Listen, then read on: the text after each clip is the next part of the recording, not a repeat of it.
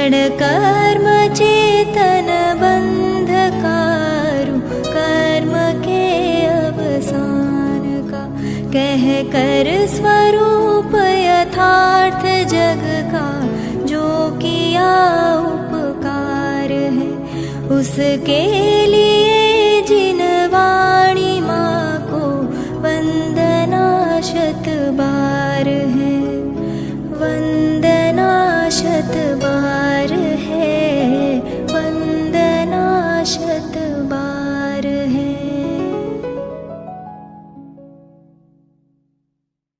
तप्त मानस शांत हूँ, जिनके गुणों के गान में ये वर्धमान महान दिन हमारे।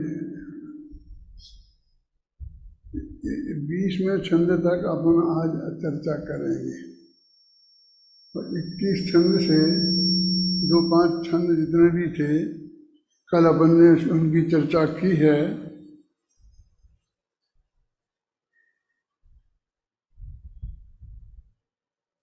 24 छंद तक शायद अपन ने चर्चा की है, तो 20 तक अभी करेंगे।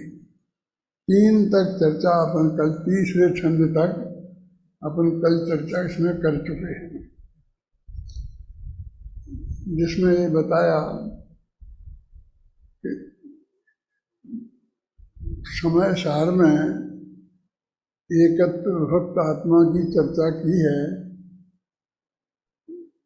आत्मा का कल्याण इस एकत्व भक्त आत्मा के आश्रय से ही होता है, इसलिए इससे ही बात आरंभ करते हैं।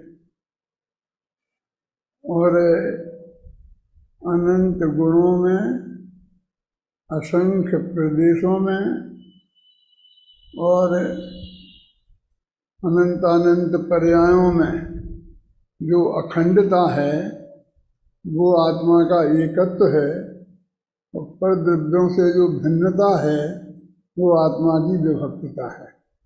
एकत्व भक्त आत्मा माने अपने अनंत गुणों में, असंख्य प्रदेशों में और अनंत पर्यायों में एकत्व और पर से विभक्तता, ऐसा भगवान आत्मा की चर्चा समय साथ में की है, और उसके ही आश्रय से धर्म होता है। अभय जी का एक संदेश आया है कि जो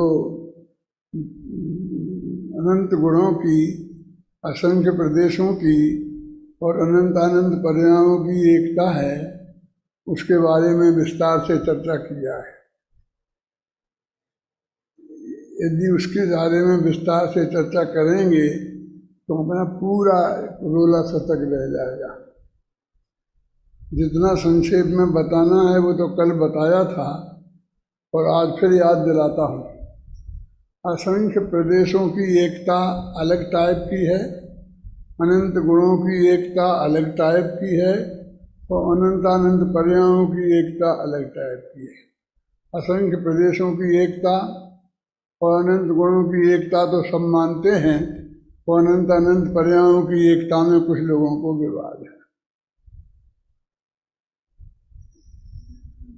मैंने बताया था कल, जैसे आत्मा के असंख्यात प्रदेश हैं, तो असंख्यात माने कितने? असंख्यात तो असंख्यात प्रकार के होते हैं। आप जानते हैं, एक प्रकार का होता है, तो 3 कितना प्रकार के होते हैं? 3 प्रकार के होंगे, घबराना नहीं। अपन बोलते हैं तुम्हारे पास 10 रुपया होंगे, तो बोलते 10 रुपया। 10 रुपया 10 नहीं है, तो 10 एक हैं। एक ऐसे 10 दफे करो तो वे 10 होते हैं, तो 10 बोलते हैं ना।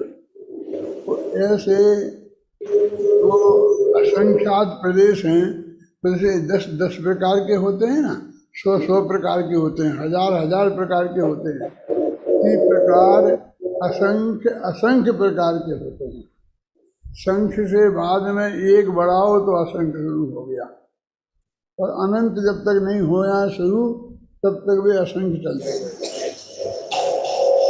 कौन सा असंख्य लेना?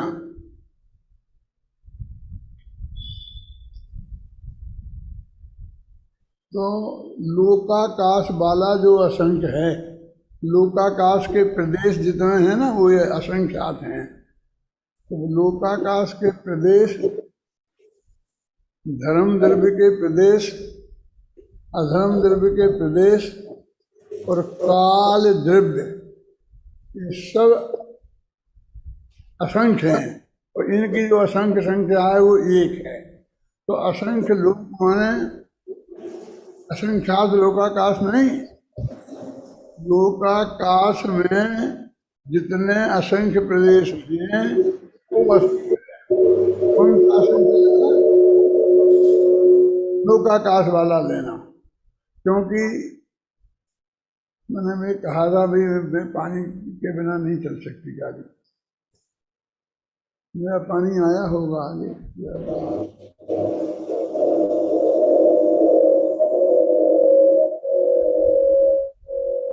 मैं आता हूँ अभी।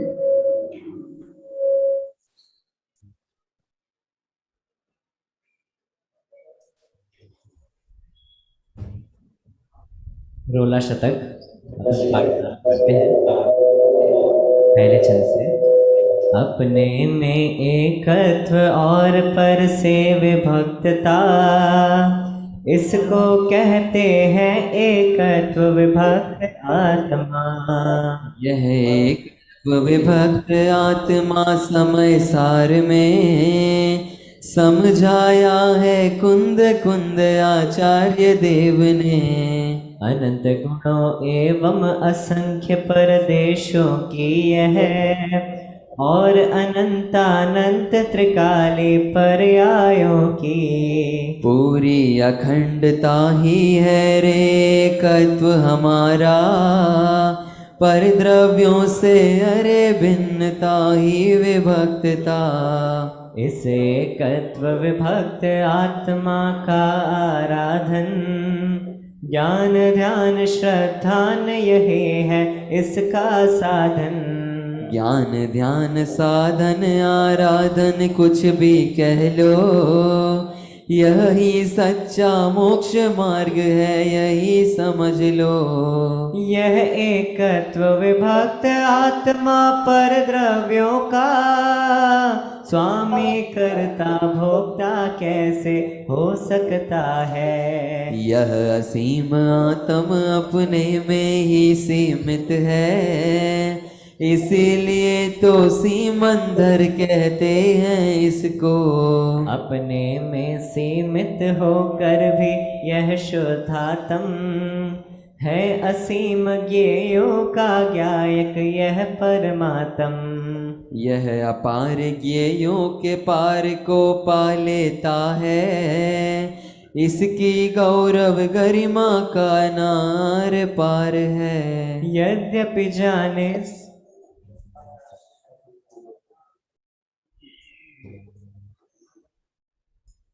अनंत गुणों की और असंख्य प्रदेशों की और अनंतानंत पर्यायों की एकता माने क्या? अनंत असंख्य प्रदेशों की, संख्य माने कौन सा असंख्य? लोकाकाश के जितने प्रदेश हैं,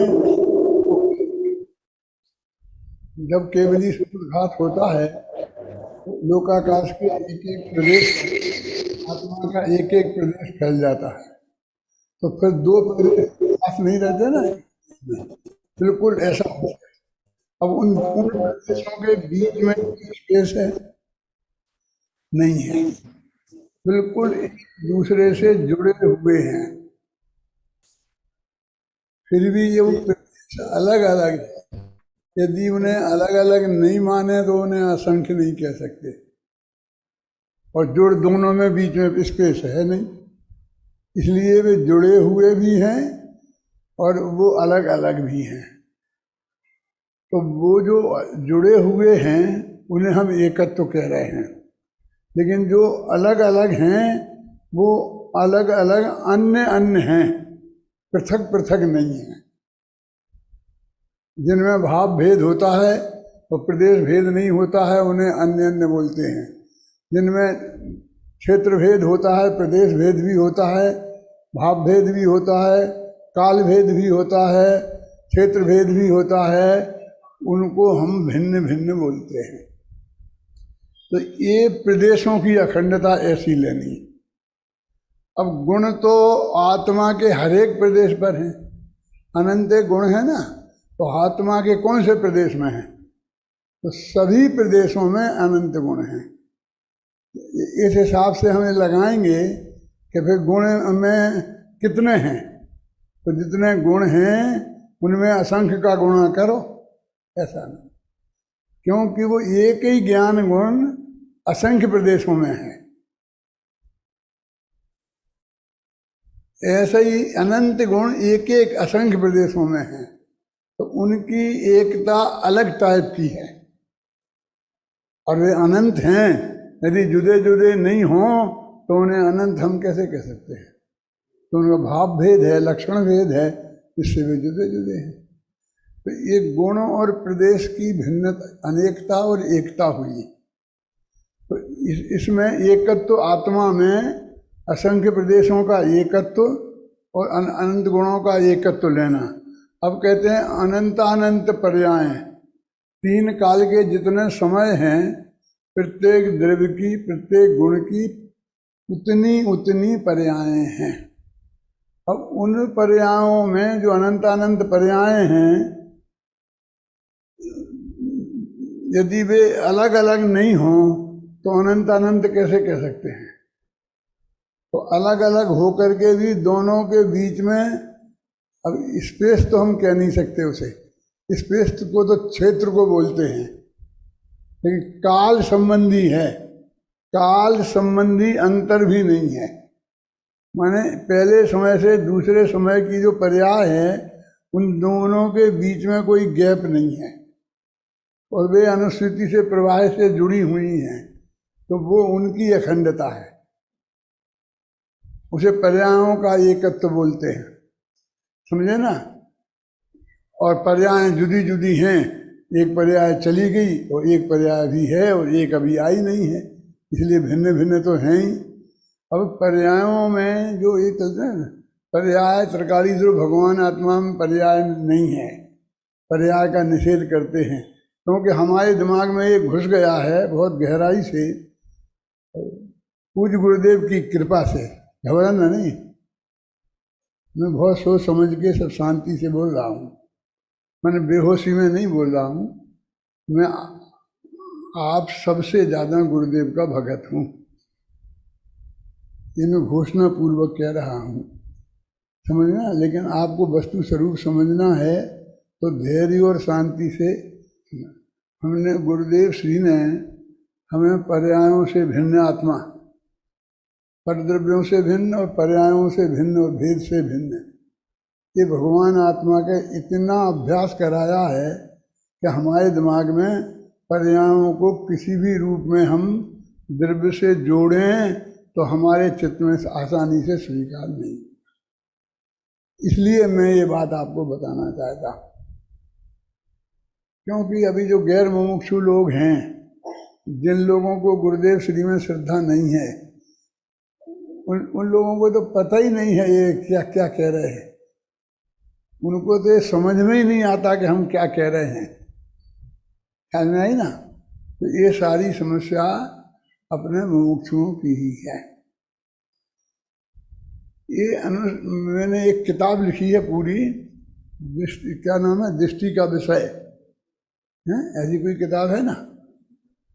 उसमें मैंने बहुत विस्तार से इस बात को समझाया है कि उनमें दिक्कत क्या है कि भूतकाल की पर्याय तो नष्ट हो गई हैं और वर्तमान की पर्याय है, मौजूद है, और भविष्य की अभी अनुत्पन्न है।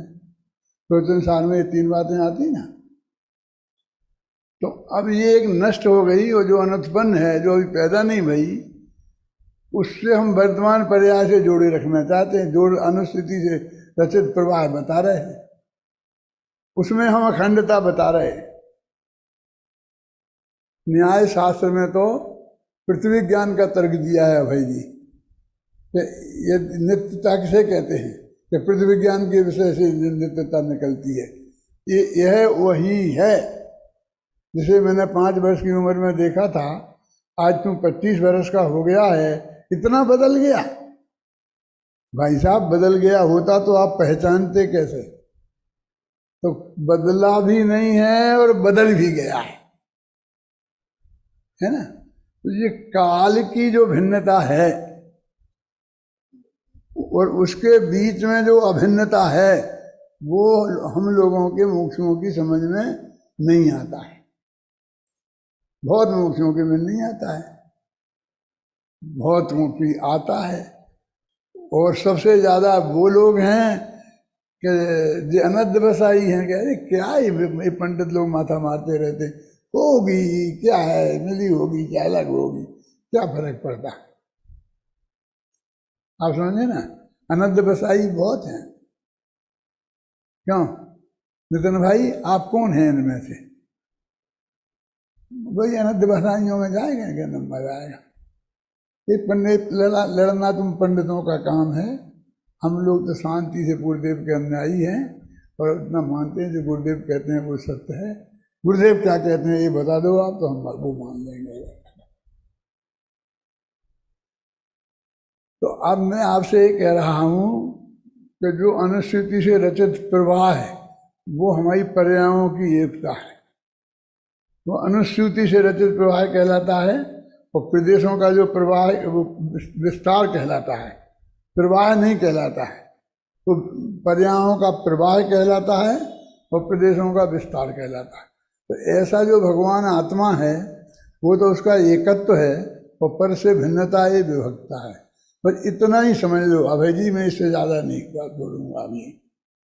अभी मैं ये कह रहा हूँ, मुझे जो आज 20 गाथा तक बताना है, 20 कारका तक, तो उसमें मर्म की बात क्या है कि देखो ऐसा जो भगवान आत्मा है, वो जो वस्तु है वो त्रिकाली ध्रुव भगवान आत्मा जो परम शुद्ध निश्चय का विषय, आगे ये सब कहेंगे।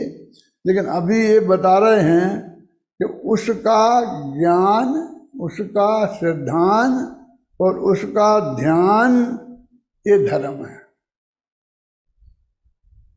है ना। इस एकत्व विभक्त आत्मा का आराधन, इस आत्मा का आराधन क्या है कि आत्मा का ज्ञान, ध्यान और श्रद्धान, यही इसका साधन है। चाहे ज्ञान कहो, चाहे ध्यान कहो, चाहे साधन कहो, चाहे आराधन कहो, कुछ भी कह लो, सच्चा मोक्ष मार्ग समझ लो यही है। इसमें ही पूरा मोक्ष मार्ग समाहित है। ये 3 छंदों में पूरा रोला शतक आ गया, जैसे समय सार 12 छंदों में पूरा आ गया ना। इसी बात को पूरे में कहेंगे विस्तार से, तर्क से, युक्ति से, आगम से। यह एकत्व विभक्त आत्मा पर द्रव्यों का कर्ता स्वामी भोक्ता कैसे हो सकता है। अब ऐसा जो एकत्व विभक्त आत्मा है, ऊपर बताया ना 3 छंदों में, वो पर द्रव्यों का कर्ता, पर से तो विभक्त है ना, और अपने में एकत्व है। तो ना अपने एकत्व को तोड़ सकता है, ना उसके टुकड़े हो सकते हैं, और ना उसका पर से जुड़ सकता है। नए चक्र में 20 पेजों में एक उदाहरण देकर एक बात समझाई है। वो क्या है? देश और द्रव्य। ये देश जैसे क्षेत्र से जुड़ा हुआ है, आप एक है ना, और प्रांत की अपेक्षा, जिलों की अपेक्षा अलग अलग है। ऐसे ये भगवान आत्मा ऐसा जुड़ा हुआ भी है, अलग अलग ही है। विस्तार से सांग रूपक के रूप में वहाँ उस बात को विस्तार से बताया गया है। तो कहते हैं कि इस तरह से पूरी तरह विभक्त है। इसके हमने 2 विशेषण दिए ना, एकत्व और विभक्त। तो मैंने वहाँ ऐसा बताया कि हमें इस देश की रक्षा करनी है। तो एक हम रक्षा मंत्री बनाते हैं और एक गृह मंत्री बनाते हैं। प्रधानमंत्री के बाद दूसरा नंबर हमेशा गृह मंत्री का आता है तो तीसरा नंबर हमेशा के रक्षा मंत्री का आता है, चौथा नंबर अर्थ मंत्री का आता है। अभी तो अपन 3 की बात करो। प्रधानमंत्री तो पूरे ही देश को संभाल रहा है। अब देश को खतरा कहाँ से है? तो एक तो अंदर से है कि अंदर के लोग आपस में टूट ना जाएं। हमें तो पंजाब का राज्य अलग चाहिए, हम तो दक्षिण भारत अलग कहेंगे, हमें मुसलमानों का राज्य अलग चाहिए, हमें नागालैंड अलग चाहिए। तो अंदर से ऐसे तोड़ने वाले बहुत लोग हैं। उन्हें बांधे रखने का काम गृह मंत्री का है। तो अंतर से जो खतरा है उसकी रक्षा गृह मंत्रालय करता है। और एक ये आसपास के जो परद्रव्य हैं, प्रदेश हैं, पाकिस्तान है, बांग्लादेश है, चाइना है, इनसे हमें सुरक्षा करनी है। उसके लिए हमारा एक सुरक्षा विभाग है। ऐसे ही ये हमारा आत्मा है, भगवान आत्मा, ये भी 2 तरह से हमारे ज्ञान में खंडित हो जाता है। एक तो हम प्रदेश भेद कर दें, गुण भेद कर दें और पर्याय भेद कर दें। अलग अलग पर्याय मान लें, मनुष्य अलग हैं, देव अलग हैं। ऐसा पर्याय भेद कर दें तो ये आत्मा खंडित होता है।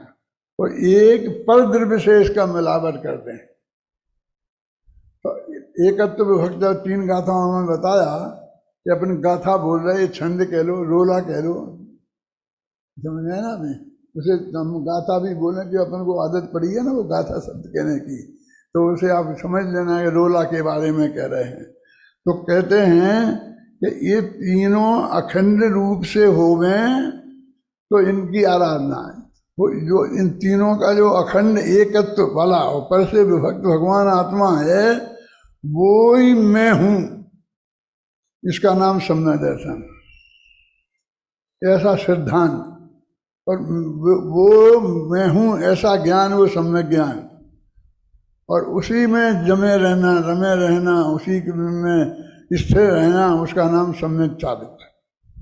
जैसे दर्शन ज्ञान चारित्र कह लो मुक्ति का मार्ग है, तो वो एक भगवान आत्मा के आश्रय से ही हुआ ना। तो एक तो झगड़ा जो मैंने बोला ना कि हमारे दिमाग में, मोक्षों के दिमाग में, वो है कौन? पर्याय भिन्न है और पर्याय को घुसेड़ी। इसको मैं जब अभय जी भी 10-12 वर्ष के होंगे तब से भोग रहा हूं। सोनगढ़ में पूज्य गुरुदेव श्री के प्रताप से मुझे प्रवचन करने का अवसर मिला। किसी पंडित को नहीं मिला, किसी पंडित को कभी वहाँ परमिशन नहीं मिली प्रवचन करने की, लेकिन मुझे मिली गुरुदेव के सामने शाम को। तो मैं शाम के टाइम पर वो प्रवचन करता था। तो वहाँ एक नवलचंद भाई थे, अभय जी जानते हैं उन्हें, नवलचंद भाई थे। और वो दृष्टि के विषय में पर्याय नहीं है, इस बात के प्रवक्ता अपने को मानते थे, जोरदार, और पंडित वो मानते थे। बहुत से लोग उनके पास बैठते उठते थे।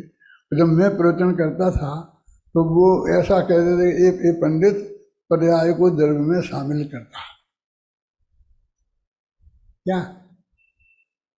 इसलिए भरी सभा में उन्होंने मेरे से पूछा, तो दृष्टि को पर्याय में तुम शामिल मानते हो कि नहीं? जब मैं प्रवचन कर रहा था, वो बैठे थे, मैं जानता था उन्हें, तो उन्होंने एक प्रश्न किया। तो मैंने वहाँ जवाब दिया था कि हाँ मानता हूँ, ऐसे मानता हूँ, ऐसे नहीं मानता। तुम्हारी समझ में कुछ आया? तुम्हारी समझ में नहीं आया होगा तो वहाँ किसकी समझ में आया होगा? हैं?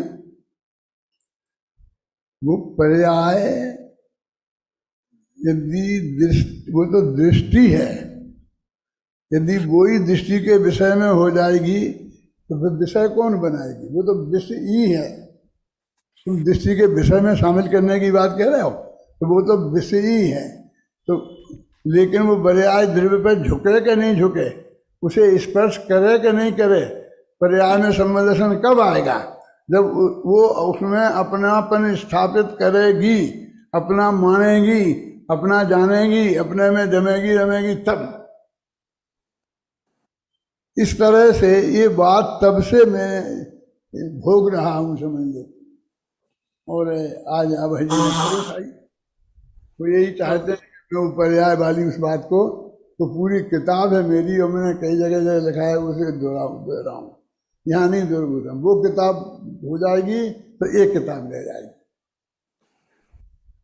दूसरा एक और झगड़ा है, मैं आपको बता देता हूँ, वो कल आने वाला है। वो कौन सा है? तुम विद्यार्थियों के है, सब विद्वान हो, विद्यार्थी हो, इसलिए बता रहा हूं।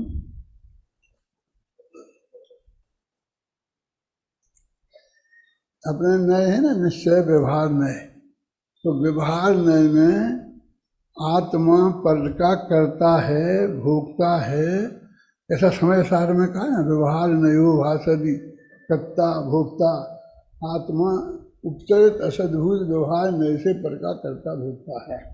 समझ में है ना, कर्ता कर्म अधिकार में है। तो उसी नए से ज्ञाता दृष्टा भी है, यानी ये दोनों बातें, कर्ता भोक्ता, एकत्व, ममत्व, कर्तृत्व और भोक्तृत्व, ये चारों बातें जिस नए से हैं उसी नए से जानने वाली बात भी है। और वास्तव में ये कर्ता तो बिल्कुल झूठा है, तो कर्ता तो है ही नहीं, और ज्ञाता है, लेकिन नए दोनों में एक लगता है। तो जो लोग ये मानते हैं कि आत्मा पर को जानता ही नहीं है, उनका एक बड़ा तर्क ये भी है जो उन्हें मालूम नहीं है, उन्हें मैं ही बताता हूँ, क्योंकि नए चक्र के माध्यम से जो बात बताई है, क्यों अभय जी, है ना, तो जी उसी नए का विषय है, उन्हें नहीं है पता कुछ। एक नए के विषय होने पर भी सारे लोकालोक का ज्ञाता निश्चय से है आत्मा, घबराना नहीं। व्यवहार से ही लिखा है, ये घबराना नहीं, क्योंकि सर्वज्ञत्व शक्ति निश्चय नए से है, सुपर प्रकाशकत्व शक्ति निश्चय नए से है। माने एक्चुअल में वो पर को जानता है, नहीं जानता हो नहीं है। तो उन्होंने व्यवहार क्यों कहा? व्यवहार तो सिर्फ तन्मय होके नहीं जानता, वो तन्मय होके नहीं जानता, इसका अर्थ भी मुमुक्षु नहीं समझते हैं। और मैंने बहुत समझाया सैकड़ों बार हर सभा में, फिर भी मुझे भरोसा नहीं है कि सब लोगों तक पहुंचा है, मेरे विद्यार्थियों तक तो पहुंचा होगा। तन्मय का अर्थ से वो समझते हैं एकदम एकाग्र होकर, मन लगाकर एकदम, बोले उसमें तन्मय हो गया, अपन बोलते कि नहीं। लेकिन ये अर्थ यहाँ नहीं है, ये अर्थ नहीं है, ये मैं नहीं कहता हूँ, लेकिन यहाँ नहीं है। तो यहाँ क्या है कि वो तन्मय तत्मय, मैं उसी रूप हूँ, ऐसी मान्यता का नाम है तन्मय। बबलू समझ में आ रहा? तत्मय मैंने ये त्रिकाली जो भगवान आत्मा मैं हूँ ऐसा जाना, वो निश्चय है। और मैं हूँ ऐसा तन्मयता पूर्वक नहीं जाने तो व्यवहार है। तो वो पर है तो तन्मय हो गए कैसे जानेगा? ऐसे कैसे जानेगा ये मैं हूँ? पर देव के बारे में ऐसा कैसे मानेगा? तो इसलिए कहते वो व्यवहार है, और वो व्यवहार हमने समझ लिया, झूठा लाल झूठा लाल झूठा लाल, इसलिए वो तो झूठा है, इसलिए पर वो जानता नहीं है, इस पर चढ़ गया। वो बहुत बड़ा झगड़ा है। और उस पर मेरे सारे साहित्य में देखोगे बिखरापन बहुत लिखा है, बहुत बोला है मैंने। उस पर मैं एक किताब भी लिखने वाला था, फिर नहीं लिखी मैंने, फुटकर फुटकर रहने दो। ऐसी बात आई थी कि कलकत्ता में बहुत इस पर व्याख्यान हुए, आंदोलन चला, कुछ लोगों ने कहा और हम इस पर बहुत बड़ी किताब लिखेंगे। उस वक्त मैं देवलाली में था, मोटानी जी ने, उनका गुरु प्रसाद निकलता है गुजराती में, उसमें गुरुदेव श्री के उन्हीं गाथाओं के प्रवचन जिन पे वहाँ प्रवचन हो रहे थे कलकत्ता में, गुरुदेव के प्रवचन छापे मोटानी जी ने, जिसमें जो कलकत्ता में कहा जा रहा था उसके विरुद्ध था गुरुदेव की बात। तो लोगों ने ये कहा कि आपने ये क्यों छापे, आपने उनके विरुद्ध छापे। कहते गुरुदेव के हैं कि नहीं है, तुम बताओ, उन्हीं गाथाओं पर हैं कि नहीं है। और वहाँ घोषणा हुई कि हम इस पर किताब लिखेंगे। तो मैंने यहाँ घोषणा की कि यदि इसको मुद्दे को आप व्यक्तिगत उठाएंगे तो मैं व्यक्तिगत जवाब दूंगा, सभा में उठाएंगे तो मैं सभा में जवाब दूंगा, आप पर्चे में उठाएंगे तो मैं पर्चे से जवाब दूंगा, और आप पुस्तक लिखेंगे तो मैं भी पुस्तक लिखूंगा। बड़ी सभा में मैंने एक घोषणा की थी देवलाली में, और रोज है ना फोन होते थे, बातें चलती थी, एकदम पहुंचता रहता था संदेश सब। पाटनी जी थे वहाँ, पाटनी जी को बहुत चिंता घबराहट हुई कि ये महायुद्ध शुरू हो गया तो मुमुक्षुओं में बहुत मुश्किल हो जाएगी। तो उनने मेरे से कहा कि दादा ये नहीं करना है। मैं तो उनका बहुत घनिष्ठ मित्र था, समझ लो, तो उनकी बात को मैं टाल नहीं सकता था। सब लोग जानते थे पाटनी जी के। उनने मेरे से कहा कि पाटनी जी ने, दादा अपन को ये नहीं करना, इतिहास बता रहा हूँ, रह जाएगा सुरक्षित। मैंने कहा पाटनी जी नहीं लिखना है, किताब नहीं लिखूंगा मैं। बोले फिर आपने तो घोषणा करी है बड़ी सभा में। मैंने कहा इसलिए की है कि मुझे किताब नहीं लिखना पड़े। अभय जी समझे, अभय जी तो थे उस सभा में। मुझे लिखना नहीं पड़े किताब, क्यों कि सामने वाले की समझ में आना चाहिए कि जैसे को तैसा जवाब मिलेगा तो ये सब बंद हो जाएगा। और नहीं तो यदि सामने वाले ने लिखी तो मुझे लिखना ही पड़ेगी। लेकिन अभी किसी की हिम्मत नहीं है कि कोई पर्चे में भी लिखे, किताब में भी लिखे। इस पर प्रतिबंध लग गया, इसलिए मुझे भी नहीं लिखनी पड़ेगी और मैं भी नहीं लिखूंगा। इसलिए आज तक वो किताब नहीं लिखी गई। लेकिन आप लोग मेरे जितने छपे प्रवचन हैं, उन छपे प्रवचन को पढ़ करके, और वो जैसे गुरुदेव के हैं महर्षि के वचनामृत छापे, गुरुदेव के वचनामृत छापे, वचनामृत निकालो तो 1000 वचनामृत मिलेंगे जो इस बात पर प्रकाश डालते हैं बहुत गहराई से, वेद प्रमाण। तो कभी भी लिख लेना, कोई भी लिख लेगा, मेरे मरने के बाद भी लिख लेगा, मेरे प्रवचनों में से भी निकाल के लिख लेगा। और ये जो मैं बोल रहा हूँ इसे भी, इसके छप जाएं, नहीं छपे तो टीवी पे आ जाएंगे, प्रमाण हो जाएंगे, इससे बोल देगा। मैंने वो भी सब्जेक्ट बहुत बड़ा है, अभी वो आने वाला है। इसमें जो आपने पाठ किया उसमें तो आ गया, और जो मैंने कहा कि मैं वहाँ तक बोलूँगा, यदि वहाँ तक मेरे प्रवचन हो सके तो वो उसमें आ जाएगा। लेकिन मुझे लक्षण नहीं लगता है कि मैं वहाँ तक बोल पाऊँगा। देखो, यह एकत्व भक्त आत्मा पर द्रव्यों का स्वामी कर्ता भोक्ता कैसे हो सकता है। इसमें तो ज़्यादा किसी को विवाद नहीं है। देखो, इसकी भाषा उनका कर्ता भोक्ता नहीं है, ऐसी भाषा नहीं है। उनका कर्ता भोक्ता कैसे हो रहे हो, आश्चर्य की बात है। ऐसा कैसे कहते हो जब दो द्रव्यों में अत्यंत अभाव है और वो कुछ एक विभक्त है, पूर्णता विभक्त है उनसे, तो उनका कर्ता भोक्ता कैसे हो सकता है। समंत भद्र के स्तोत्र तुम पढ़ रहे हो ना, धर्मेंद्र पढ़ा रहा है, वो क्लास भी मैं सुनता हूँ, है ना, कैसे स्तोत्र हैं जिनमें पूरा न्याय शास्त्र उन्होंने भर दिया है। ऐसा ही मेरे स्तोत्रों में भी आप समझना, ये सारे तत्व भरे हुए हैं। इसमें कुंद कुंद भी हैं वस्तु की दृष्टि से, और समंत्र भद्र हैं शैली की दृष्टि से। है भाई जी, क्या समंत्र भद्र हैं शैली की दृष्टि से कि कर्ता भोक्ता कैसे हो सकता है। यह असीम आत्म, यह आत्मा यद्यपि असीम है पर अपने में सीमित है। ये विरोधाभास अलंकार है। इसी मंदिर पूजन में और पूजनों में मिलेंगे।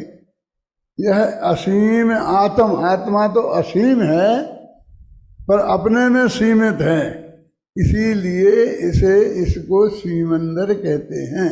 भगवान आत्मा को सीमंदर कहा, वो विदेश क्षेत्र वाले सीमंदर नहीं है जी। जिनके दर्शन करने गए थे कुंद कुंद, ये वो सीमंदर नहीं है। जिनके दर्शन हर अंतर मुहूर्त में करते थे, ये वो सीमंदर हैं। समझ में आया? क्या बता, खड़ा बोल। ये विदेश क्षेत्र स्थित सीमंदर भगवान की बात नहीं है। जो आचार्य कुंद कुंद निरंतर 6वें 7वें गुण स्थान में झूलते हुए अपनी शुद्धात्मा का संवेदन करते थे, वे सीमंदर भगवान। वे सीमंदर माने वो आत्मा, उसको यहाँ सीमंदर कहा है, वो सीमंदर है। देखो, अब मैं तेजी से उधर बढ़ रहा हूँ, वो जो दूसरा मुद्दा है। अब तुम्हें नहीं दिखता इसमें कुछ है, इसमें बहुत बात मेरी दृष्टि से बहुत मार भला है। क्या अपने में सीमत हो कर भी यह शुद्धात्म, वहां इसमें बीज पड़ गया उस छंद में, है असीम गेयों का ज्ञायक। देखो, अपने में सीमित है लेकिन असीम गेयों का ज्ञायक है। गे तो अलोकाकाश भी है ना, उसकी सीमा है, समझे ना? ये अपने में सीमित यह भगवान आत्मा असीम गेयों का ज्ञायक है। कहे वो तो सर्वज्ञ भगवान होंगे, अपन थोड़ी हैं। अरे अपन हैं, आत्मा की बात चल रही है। अपन की वो सर्वज्ञ के भेद कहाँ है इसमें? आत्मा तो ज्ञायक है ना, लोकालोक प्रकाशक काय में है, छंद है ना ऐसा, लोकालोक प्रकाश। अपन ने कल पढ़ा था छंद, दोहा शतक में साथ मंगलाचरण के पहला छंद, पहली पंक्ति पढ़ो दोहा शतक की।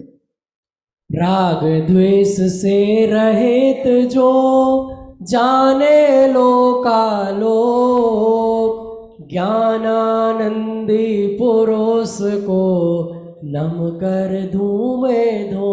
तो जाने लोकालोक, तो आलोक को जानता है ना, तो उसको जाना बोलते हैं। जानना और जाना, जितनी धातुएं गमनार्थक होती हैं वे सभी धातुएं ज्ञानार्थक भी होती हैं। ये तो बात आप जानते हैं ना। टू गो, जिसका अर्थ टू गो है, उसका अर्थ टू नो भी होता है ना? तो ये भगवान आत्मा एक तो चलता है, लोकाकाश 3 लोक में चलता है ना, वो एक जानता है। तो जानता है तो ये आलोक को भी जानता है। तो ये आलोकाकाश में जाता है कि नहीं जाता है? तो जानने के अर्थ में जाता है, वो जाने के अर्थ में नहीं जानता है। समझ गए आप? ये है असीम गेयों का ज्ञायक, यह है परमात्म।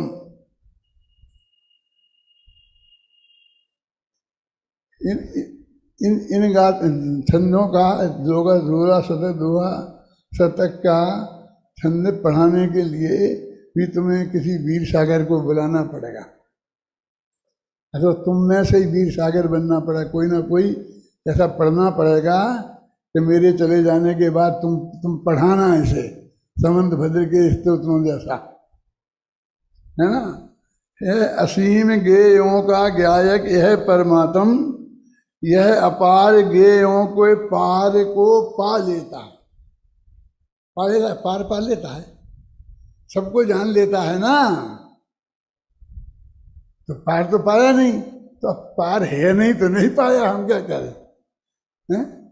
अपार को पा लेता है, इसकी गौरव गरिमा का ना आर पार है ना। ये समझ में आया ना छंद? देखो, यद्यपि जाने सभी द्रव्य गुण पर्यायों को, अभी इसकी गहराई में जा रहा हूं मैं। यद्यपि जाने सभी द्रव्य गुण पर्यायों को, पर उनमें कुछ भी कर सकता नहीं आत्मा। जानता तो है वो कर नहीं सकता, तो जबकि दोनों को एक नए का विषय माना है, वो वही व्यवहार ने उपचरित सद्भुत व्यवहार ने जानता है ये बात सच्ची और पक्की है, तो करता है ये बात ना 100% झूठी है। अकेला एक व्यवहार ने ऐसे कही गई है। समझ में आ रही कि नहीं आ रही बात? देखो, यद्यपि जाने सभी द्रव्य गुण पर्यायों को, पर उनमें कुछ भी कर सकता नहीं आत्मा। कर्ता भोक्ता सभी द्रव्य हैं अपने अपने, स्वामी भी हैं सभी द्रव्य बस अपने अपने। तो एकत्व ममत्व करते तो भोगते थे, इन चार में तो वो लगेगा वैसा, और पांचवें में ये अलग बात है। वो पांचवें का मामला क्या है? ये सातवां छंद पढ़ो। जाने जाते सभी द्रव्य इस आत्म द्रव्य से, अरेक गुण ऐसा भी है सब द्रव्यों में। प्रमेयत्व गुण कहते हैं उसको सृजनवर, उसके कारण सभी द्रव्य जाने जाते हैं। अरे क्या कह रहे हैं कि सब द्रव्यों में एक ऐसा गुण है जिसके कारण वे जानने वाले द्रव्यों से जाने जाते हैं। है समझे? एक गुण ऐसा नहीं है कि वे करने वाले द्रव्यों से करे जाएं, भोगने वाले द्रव्यों से भोगे जाएं, कोई स्वामी उनका बने, ऐसा गुण उनमें नहीं है। इस रूमाल में ऐसा गुण तो है कि मेरा ज्ञान इसे जाने, लेकिन मैं इसे करूं, भोगूं, इसका मैं स्वामी बनूं, इसमें मैं अपनापन स्थापित करूं, ऐसा गुण इसमें कोई नहीं है। वो प्रमेयत्व गुण जैसा है ना, वो जानता क्यों है, वो करता क्यों नहीं है? जब उसी नए का विषय है तो जानना भी चाहिए और करना भी चाहिए। अब भाई जी, मेरा तर्क ख्याल में आया है ना? इनको ही तर्क बोलते हैं। अभी तुम्हें बातें सी लगती हैं, समझ भद्रा ने सारी ने उसके बाद बातें ही सी की होंगी। ये महातर्क हैं।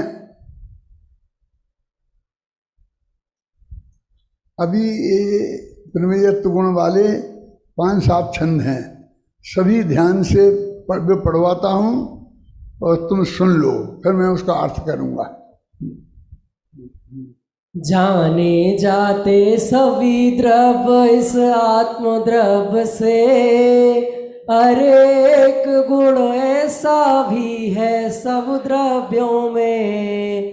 प्रमेयत्व गुण कहते हैं उसको सृजनवर, उसके कारण सभी द्रव्य जाने जाते हैं। अरे ज्ञान से जाने सबको यह परमात्म, प्रमेयत्व से सभी द्रव्य जाने जाते हैं। अरे ज्ञान है अतः जानता है यह आत्म, प्रमेयत्व है अतः आत्मा जाना जाता। शेष सभी में ज्ञान नहीं है नहीं जानते, प्रमेयत्व से केवल वे जाने जाते हैं। अतः जानना लक्षण है चेतन आत्म का, चेतनता है चेतन की गौरव गरिमा है। देखो कुछ कहाँ से पढ़ रहे थे? मैं 7, 8, 9, 3 पढ़े ना। सभी द्रव्यों में को आत्मा जानता है, क्योंकि सभी द्रव्यों को जानने की ताकत उसमें है। लेकिन वे सभी द्रव्य जाने क्यों जाते हैं? वे नहीं जाने जाए, समझ रहे हैं? तो कहते हैं कि उन सभी द्रव्यों में भी एक ऐसा गुण है कि वे किसी ना किसी द्रव्य से जाने जाएं, किसी ना किसी नहीं, सभी द्रव्यों से, जानने वाले द्रव्यों से जाने जाएं। सभी द्रव्यों में ये गुण है। तो वो इसलिए नहीं जाने जाते हैं कि आत्मा जानता है, वो इसलिए जाने जाते हैं कि उनमें प्रमेयत्व गुण है। ये रूमाल मेरे ज्ञान का गेय इसलिए नहीं बन रहा है भाई, पीयूष ख्याल में आ रहा है ना, इसमें प्रमेयत्व गुण है, इसलिए जो मेरे ज्ञान का गेय बन रहा है। मेरे ज्ञान का आंख से दिखे ऐसी इसमें ताकत है, परमाणु में ऐसी ताकत नहीं है कि मेरी आंख से वो दिखे। माने दो तरफी ताकत चाहिए, जानने वाले को चाहिए जानने की, और जिसको जाना जा रहा है उसे को अपने को जनाने की ताकत चाहिए, प्रमेयत्व गुण चाहिए। इसे सब द्रव्यों में प्रमेयत्व नाम का गुण है, और आत्मा में ज्ञान नाम का गुण है।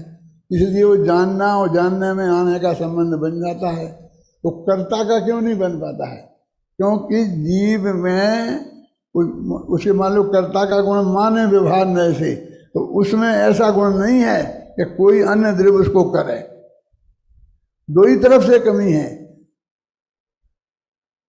वो संबंध पूरा नहीं बन सकता, ज्ञान जैसा घटित नहीं हो सकता। इसलिए उसे, अब हमारी दिक्कत ये है, गुरुदेव की दिक्कत ये थी कि ये चार चीजें तो उन्हें बताना है, एकत्व, महत्व, कर्तृत्व, भोक्तृत्व, ये जिस व्यवहार नए से बताना है, तो उस व्यवहार नए को फिर इन्हें गलत बताना है कि एक दूसरे का कर्ता भोक्ता नहीं है, जानता नहीं है, तो उस नए को झूठा के असत्यास कहना है। अब ये जानने के मामले में ये जानता है और वो जानने में आते हैं, क्योंकि उनमें वो जानने में आने की ताकत है, तो इसलिए उनको वैसा झूठा नहीं कह सकते हैं। नहीं कह सकने पर भी इनने मान लिया, इन सब लोगों ने, बड़े बड़े पंडितों ने। न्याय शास्त्र तो जानते नहीं थे, न्याय शास्त्र के नियम से, समझे ना, ये दोनों बातें होनी चाहिए थी, तो वो दोनों तरफ से बात नहीं बनी उनमें, तो प्रमेयत्व की तरफ से बनती है। तो प्रमेयत्व की बात यहाँ खत्म हुई ना, कि सब द्रव्यों में प्रमेयत्व नाम का एक गुण है, और जीव में जानने नाम का गुण है। और जीव में जीव को कैसे जानता है? फिर रुमाल को तो इसलिए जानता है, इसमें प्रमेयत्व गुण है। जीव को भी अभय जी इसलिए जानता है क्योंकि उसमें भी प्रमेयत्व गुण है। उसमें दो गुण है, प्रमेयत्व गुण भी है और ज्ञान गुण भी है। इसलिए वो अपने को भी जानता है और पर को भी जानता है। और पर पदार्थ में ज्ञान गुण नहीं है और प्रमेयत्व गुण है, इसलिए वे जाने तो जाते हैं और किसी को जानते नहीं है। लेकिन अन्य जीवों के साथ ऐसा घटित होता है जिसमें वो परिणाम में परिणाम कर तो सकती है। मेरा आत्मा में ऐसा गुण है कि मैं खुद के द्वारा भी जाना जाऊं और पर जीवों के द्वारा भी जाना जाऊं। तो जिसमें जानने की ताकत है उसे जाना जाऊं, क्योंकि वो जानना का काम जानने की ताकत से होता है, और जानने में आने का काम जानने के आने की ताकत से होता है। उस ताकत का नाम है प्रमेयत्व। ये दो तरफी ताकत की बात आपने अभी तक सोची नहीं होगी। जिन जिन ने सोची हो मैं उन्हें धन्यवाद देता हूँ, नमस्कार करता हूँ। नहीं सोची है तो वे आज सोच रहे हैं। क्या ख्याल में है ना? आप रूमाल को इसलिए नहीं जानते थे कि आप जानने वाले हैं, इसमें प्रमेयत्व नाम का धर्म है, इसलिए जानते थे। समझे ना? वो दो तरफा। अब ये प्रमेयत्व नाम के गुण वाले छंद पढ़ो। जाने जाते सभी द्रव्य इस आत्म द्रव्य से, अनेक गुण ऐसा भी है सब द्रव्यों में। प्रमेयत्व गुण कहते हैं उसको श्री जिनवर, उसके कारण सभी द्रव्य जाने जाते हैं। अरे ज्ञान से जाने सबको यह परमात्म, प्रमेयत्व से सभी द्रव्य जाने जाते हैं। अरे ज्ञान है अतः जानता है यह आत्म, प्रमेयत्व है अतः आत्मा जाना जाता।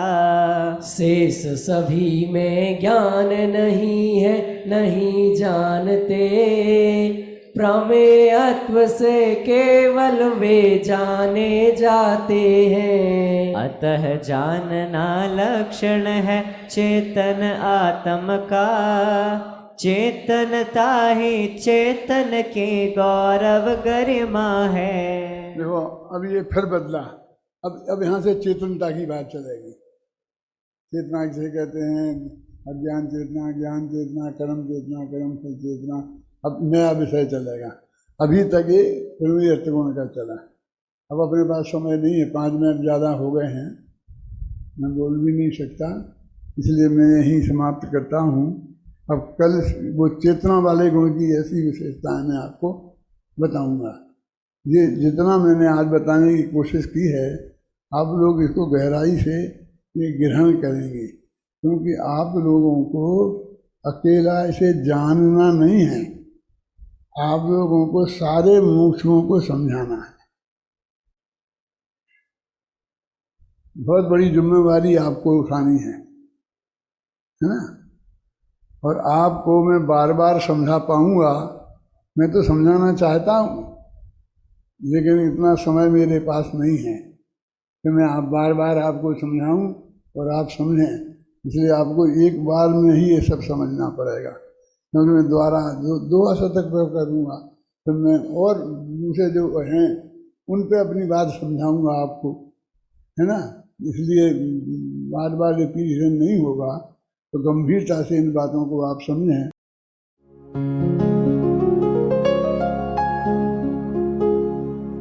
निज निधि निज में बताए, यह अनंत उपकार है उसके लिए जिन वाणी माँ को वंदना शत बार है, वंदना शत बार है, वंदना शत बार है।